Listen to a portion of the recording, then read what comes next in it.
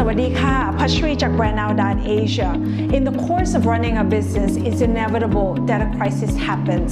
The team and I put together a checklist that every business should have for pre, during, and post-crisis. So if this is something that's of interest to you, please check it out. And if you like this video, please give us a thumbs up and subscribe. Thank you. A crisis communication checklist is a vital part of your business. But before we get to the checklist, let's get to know what a crisis is. A crisis is a significant event or situation that has the potential to produce a negative outcome to organizations, industry, public, or products and services. It also holds a sense of threat, destruction, and further losses on a large scale that often result in damages, injuries, or even deaths. There are various types of crises that, if we know them, they can help us reduce the uncertainty along with finding the issues and solutions. Causes of crises can be intentional, such as terrorism, sabotage, workplace violence, organization misconduct, poor management issue, unethical leadership. They can also be unintentional, like a natural disaster, disease outbreak, downturn in the economy, deaths, injuries, incidents, and many more. So, how can you deal with a crisis? Well, organizations will prepare a crisis communication plan to cope with crises. It is a tool that gives advice, reminders, and guidelines. However, it is not fixed. It changes and adapts according to the unfolding events. The plan itself should be user-friendly with tables, charts, and bullet points, along with having a draft plan for common types of crises. Plus, it needs to be updated either monthly, quarterly, or annually. The objective of a crisis communication plan is to help mitigate the negative impact and the time spent on crafting communication messages during the crisis. Think of it as a medicine that enables you to get over the cold. Now that we know what a crisis is and how the crisis communication plan works, let's get to the checklist. Having a checklist can help remind you and your organization of actions to take before, during, and after the crisis.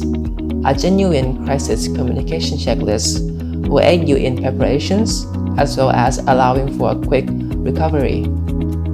A checklist can be divided into pre-crisis, live crisis, and post-crisis. In the stage of pre-crisis, you'll have to do a general risk assessment, analyze potential threats to your organization, monitor the media for trends, current situation, and gather information to build a crisis management plan. Then, create a crisis management team who will be responsible for handling the crisis, along with doing training, drills, and simulation for the team, while also providing regulations and guidelines to all employees. Next, establish emergency contacts. List contacts involving relevant authorities such as police, firefighters, government agencies, key stakeholders, and also create emergency contact channels for internal personnel. The next step is to develop messages that you would use to communicate with both internal and external public, while customizing them to fit different stakeholders. Lastly, apart from developing messages, you ought to have a spokesperson to deliver them. Select and train the right person, but there should be backup spokespeople too. This completes the preparation. Moving on to live crisis communication checklist. It is when the crisis takes place. The first thing to do is to recognize the situation, collecting all the available information and send it to key decision makers, such as executives and CEO. When all data are ready, deliver the deliverables and be the first to do so. Sending out materials such as press releases, do conferences, and speaking to the public to address the situation. Then, monitor the talks.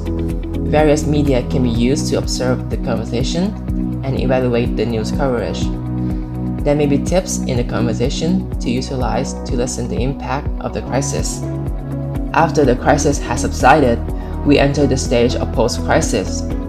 The first action to do in post-crisis stage is informing the next step, telling the public of what the organization would do next. Will you rebuild, reinforce, heal the victims, giving compensations, or do something else? Then, the organization should do a post-crisis evaluation, see to the cause, solution, and damage of the crisis, while also determine the effectiveness of the crisis communication plan. An effective plan should provide the organization with equal or less than the anticipated damage. With the evaluation done, plan for the future. Ask questions like, how can a similar crisis in the future be avoided? Are there more training required for internal personnel? How did the organization adapt to the changes? Then, update the crisis communication plan. If we may be of service to you or someone you know, please reach out to us. Thank you and have a great day.